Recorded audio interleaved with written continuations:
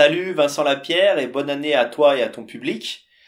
Me permet de te transmettre mes meilleurs vœux. On est encore au mois de janvier, on a théoriquement le droit de le faire. Voilà, donc je te souhaite le meilleur, surtout la réussite dans ton travail, la santé bien sûr pour ta famille et tes enfants. Voilà, donc ça pourra te surprendre que je fasse une vidéo où je te prends à partie publiquement, alors que nous sommes en contact en privé. Mais c'est le jeu, je dirais, c'est le jeu de YouTube, mais surtout ça correspond à l'information que je veux transmettre et à l'enjeu même de la vidéo. Alors voilà, comment j'ai eu l'idée de faire cette courte vidéo que tu vois en ce moment. Eh bien c'est parce que je suis ton travail, que j'apprécie, et je suis tombé à la fin de l'année dernière sur une vidéo où tu faisais un appel aux dons sur ta chaîne. Ne t'inquiète pas, c'est surtout certainement pas ça que je vais critiquer. J'appelle moi-même aux dons et j'ai des formats payants. C'est pas du tout le problème. Et donc c'est une vidéo de 4 minutes que beaucoup de gens, je pense, ont vu parmi vous, et dans laquelle tu t'inquiètes de l'avenir, de ton travail, et où tu demandes aux gens de te soutenir. Tu emploies ces mots, tu dis que l'avenir du média pour tous, donc ton média, est compromis. Alors ça m'a un peu affecté parce que je trouve que tu fais partie des gens dans le milieu qui, évidemment, depuis ta séparation d'avec Soral, puisque il aura échappé à personne. Je pense que les gens qui me suivent depuis longtemps n'ont pas oublié que nous avons été en conflit, toi et moi, au moment où il y a eu mon débat, si on peut appeler ça un débat, mais une confrontation avec Alain Soral.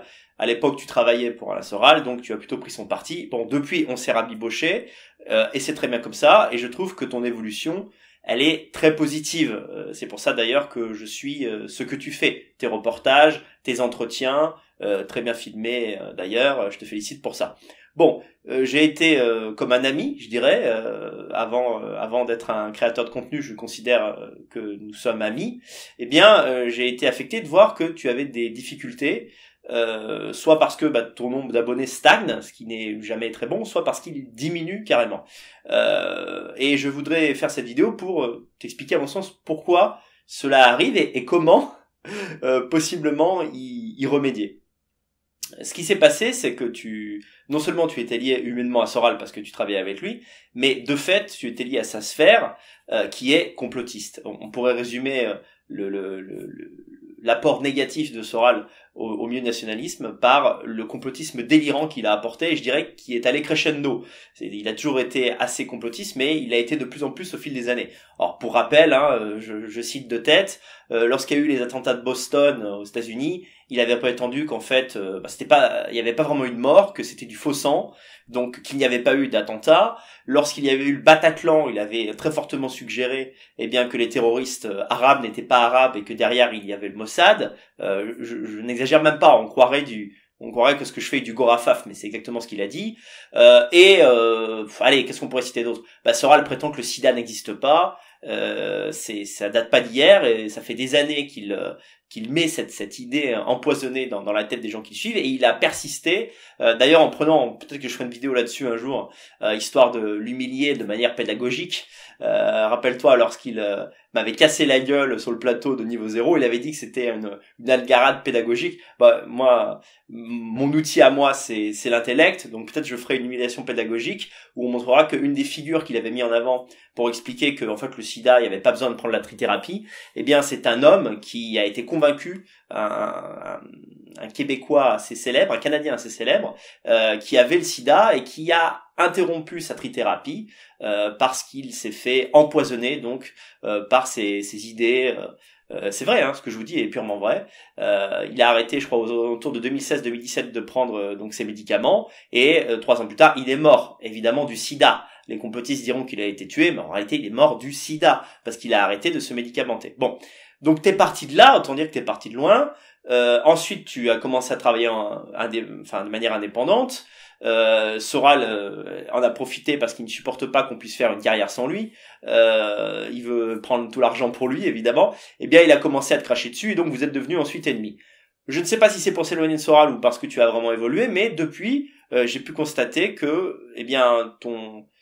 ta manière d'aborder les sujets était de moins en moins complotiste, notamment sur le sujet de notre époque qui est le Covid, c'est-à-dire sur la nocivité prétendue et voulue des vaccins, sur le fait que les confinements ne servaient à rien du tout, ce genre de choses, enfin qu'aucune restriction n'avait de valeur, et j'ai été étonné de voir que tu as pris, je dirais pas que tu as pris parti, mais tu as laissé des gens pro-vax et même pro-pass, pro-restriction, prendre la parole. Bon, c'est tout à ton honneur.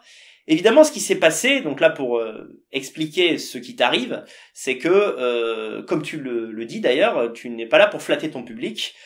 J'ai d'ailleurs exactement la même qualité ou le même défaut, ça dépend le point de vue qu'on choisit pour juger de nos personnes. Mais alors moi c'est encore pire dans le milieu d'extrême droite qu'on appelle maintenant l'ultra droite. Je crois que je suis le seul à être vacciné, à l'avoir dit, et même à m'être confronté à des gens qui pensent que de ce fait je suis un traître. Donc je suis allé complètement contre mon public, non pas par plaisir de le faire, mais parce qu'il me semblait que c'était la vérité. Voilà, et je crois que là-dessus on a un peu un parcours commun, et je comprends tout à fait comment des gens qui t'ont suivi pendant ton boulot avec Soral, et qui t'ont suivi ensuite lorsque tu faisais des interviews un peu neutres dans les manifs, des manifs qui étaient remplis de dissidents, je pense la manif des Gilets jaunes, toutes les manifs en réalité qui ont lieu à Paris et auxquelles tu participes. Jusqu'ici, t'étais dans ta zone de sécurité, et puis tu as décidé de dire aux gens, mais attendez, est-ce que le Covid est un complot? C'est pas sûr, on va interroger d'autres personnes, et pas seulement les personnes qui vous donnent le point de vue qui est le vôtre. Donc, bien évidemment, tu as perdu une partie de ton public complotiste, et surtout fermé à toute idée de changement idéologique possible.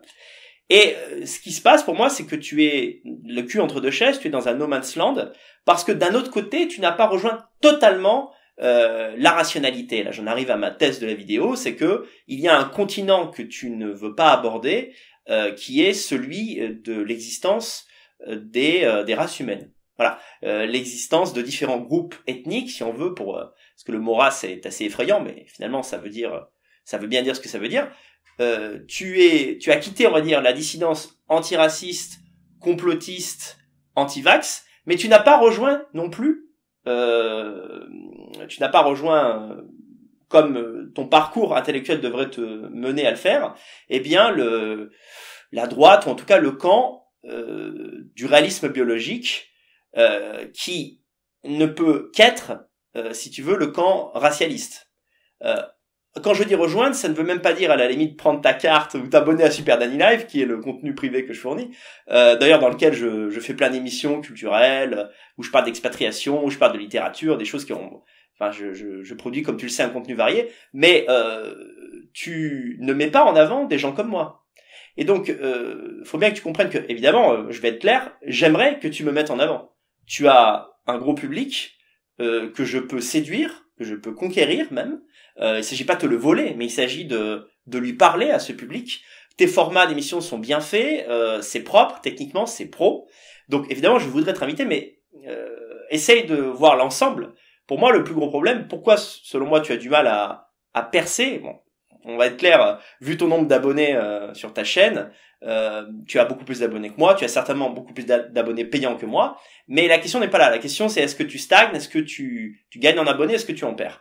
Eh bien moi je pense que tu ne gagnes pas en abonnés en ce moment parce que tu n'as fait que la moitié du parcours. C'est-à-dire que tu as quitté le complotisme, en tout cas tu as prétendu quitter le complotisme, mais tu n'as pas rejoint, comme tu le prétends dans cette courte vidéo, le camp de la rationalité totale. Il y a des sujets que tu t'interdis. Il y a et encore une fois, je ne te dis pas de prendre ta carte même chez Zemmour, ou de prendre, ce n'est rien ça, mais de valider l'existence, la validité scientifique du QI et des différences de QI entre les peuples, de revendiquer cela, de dire que c'est très important. C'est pas à toi de faire ce travail, mais tu peux mettre en avant des gens qui le font et qui sont engagés politiquement. Tu as bien invité des gens de gauche, tu as bien invité des souverainistes antiracistes, comme Rougeron, Pierre-Yves Rougeron, tu lui as accordé un entretien de 2 heures, très valorisant. Donc moi, ma question, c'est à quand une invitation d'Adèle Corarsano?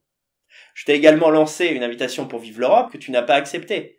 Tu comprends maintenant pourquoi je fais cette vidéo en public. Parce que j'estime que, de par la constance de mon travail, je mérite une exposition. Et que, pour moi, Vincent, tu as repris le rôle qui a été celui du regretté de notre ami Topa qui nous a quittés qui nous a quittés en 2019. Regarde, Tepa m'a fait passer dans ses émissions plusieurs fois, 3 fois pour être exact. Et s'il n'était pas mort, il aurait continué de m'inviter régulièrement. Pour autant, il y a d'autres gens de droite et même de gauche conspi qui ont continué de venir sur le plateau de Tepa. Je n'ai pas pourri la carrière de Tepa, ce n'est pas vrai. J'ai même contribué, je pense, au succès et à la notoriété de son émission. Moi, parmi d'autres invités, mais je me souviens très bien que quand sa chaîne existait encore sur YouTube, malheureusement ils l'ont fermée, c'est abominable. Il y avait des milliers de vidéos. J'étais dans le top 10 des émissions les plus vues. Donc mon discours est porteur. Il y a un public pour mon discours. Et dans cette vidéo où tu fais un appel aux dons, un des arguments pour rejoindre donc te faire des dons régulièrement et rejoindre ton compte privé, c'est de dire que tu donnes la parole à tous. Je répète que tu n'es pas là pour flatter ton public. Entendu par là que tu pourrais de temps en temps faire passer des gens comme moi, quitte à vexer une partie de ton public. Tu l'as dit ça dans ta vidéo. D'ailleurs, je vais en passer un extrait tout de suite. Financer le média pour tous, c'est participer à la construction d'un média qui ne vous caressera pas forcément dans le sens du poil. C'est financer un petit groupe de personnes qui donnera la parole à tous, de gauche comme de droite, qui tentera même de faire dialoguer les contraires en essayant de démêler le vrai du faux, quel que soit le sujet et quelles qu'en soient les conséquences. Donc comme on a pu l'entendre ici, je n'ai pas rêvé ces propos-là, tu les as bien tenus. C'est la ligne que tu prétends avoir. Donc si, à mon avis, tu tends le micro ici, ta neutralité axiologique qui fait partie de ta force, et je suis d'accord là-dessus, sur le principe, elle doit aussi aller vers là, c'est-à-dire vers des gens comme moi et vers mon public, qui est quand même un public qui n'est pas anodin. C'est des milliers de gens qui me suivent, et ça depuis des années. Donc tu parles d'honnêteté intellectuelle. L'honnêteté intellectuelle, c'est aussi de ne pas faire comme si j'existais pas, ou alors de ne pas seulement se contenter de me mentionner par rapport à ce qui a pu m'opposer à Soral. C'est pas seulement ça, Conversano, ça date de 2016. Depuis 2016, j'ai fait bien des choses. J'ajouterais que tu as offert une tribune à Kémy Séba, qui est un nationaliste noir, certains diraient même un suprémaciste noir, en tout cas quelqu'un qui prône le retour des Africains en Afrique, c'est très bien d'ailleurs, c'est un des rares penseurs noirs envers qui j'ai de l'estime, mais est-ce que tu ne trouves pas absurde, Vincent Lapierre, que Kémy Séba ait une tribune chez toi et que moi je n'en ai pas eu une? Ce n'est pas normal, ce n'est pas juste, et je sais que tu as le sens de la justice. Je dirais même que du fait que tu as pris le parti de Soral longtemps, quand même, ça n'a pas duré 2 semaines, mais des mois, même je crois une année et demie, après le débat, tu as continué d'être du côté de Soral et contre moi. J'ai la prétention de penser que c'est même quelque chose que tu me dois. Donc cet entretien entre nous peut prendre différentes formes. Tu peux m'inviter sur ton plateau, tu peux parler de moi à ton public, tu peux faire un pont entre encore une fois tes spectateurs et ce que nous proposons, ce que dit la droite racialiste. Je dis bien la droite racialiste. Je parle pas seulement de scientifiques, de biologistes, de généticiens, mais cette partie politique de l'échiquier qui existe et qu'il ne faut pas occulter, puisque si on parle de l'extrême gauche, on peut aussi parler de l'extrême droite, même pour la critiquer. Je te renouvelle encore une fois une invitation pour Vive l'Europe. Si tu trouves trop périlleux de m'inviter chez toi, eh bien tu peux accepter de venir chez moi, c'est un signe, et on va pouvoir dialoguer dans le cadre de l'émission Vive l'Europe. Et là, très concrètement, quelque chose que nous pouvons faire à distance, puisqu'en ce moment je suis en Roumanie, eh bien je vais demain faire un podcast audio live sur Telegram. Vous pouvez rejoindre mon canal Telegram en description de la vidéo, je l'ai également mis l'adresse en commentaire épinglé, dans lequel je vais focaliser sur un thème qui est celui du vivre ensemble. Alors c'est un thème très large, c'est plus qu'un thème, c'est un univers. Par exemple, un des points de vue de la droite réaliste, ethno-différentialiste, c'est que les échecs scolaires, la violence dans les sociétés multiethniques n'est pas du tout un fait social, n'est pas du tout un fait culturel, mais est un fait biologique. Donc la question qu'on va se poser demain en audio, et je laisserai d'ailleurs la parole à des personnes qui veulent intervenir pour donner leur point de vue, c'est le problème en France, est-il biologique, est-il racial, est-il culturel, Est-il social? Est-ce une question d'économie? En particulier, je vais insister sur l'éducation nationale, c'est-à-dire l'échec de certains élèves doit-il être imputé au modèle multiculturel en soi, à l'aspect culturel justement de ce modèle, à la pauvreté de certaines populations maghrébines ou africaines, ou bien à leurs capacités propres et à en comparaison de nos capacités propres. C'est un sujet intéressant sur lequel tu pourrais intervenir, ou en tout cas tu pourrais écouter. En tout cas, je vais prolonger voilà le fait de te mentionner comme ça dans cette vidéo va sans doute faire qu'une partie de ton public va la regarder. Eh bien, je vous dis qu'un autre monde existe dans lequel, eh bien, on n'occulte pas l'aspect ethnoculturel des problématiques que rencontrent la France et les Français aujourd'hui. Donc ça se passera demain sur Telegram, t.me/Daniel Conversano. Nous sommes en contact toi et moi sur Telegram, donc tu peux tout à fait rejoindre ce salon vocal et y participer, voilà. Et pour le reste, eh bien si tu acceptes de m'offrir une petite place sur ton média, ce que je rappelle encore une fois, j'estime légitime, ou bien que tu acceptes de passer dans Vive l'Europe, eh bien dis-moi oui, ça me ferait très plaisir. Tu peux m'écrire un mail, tu peux m'envoyer un message privé ou un SMS, tu as mon numéro. Et lorsque je passerai en France la prochaine fois, on fera cette émission ensemble. Je te remercie de ton attention. Ne crois pas du tout qu'il y a une hostilité ou une volonté un peu vicieuse de te coincer avec cette vidéo. Tu peux aussi ne pas répondre, mais je trouverais ça dommage. Et retiens bien ce que je t'ai dit quant au fait que ta stagnation est liée à ton refus d'aller au bout du rejet du complotisme. Parce qu'au bout du rejet du complotisme, il y a des gens comme Daniel Conversano. Et je crois qu'au fond de toi, tu le sais. À bientôt Vincent, à bientôt à ton public et encore une fois, bonne année.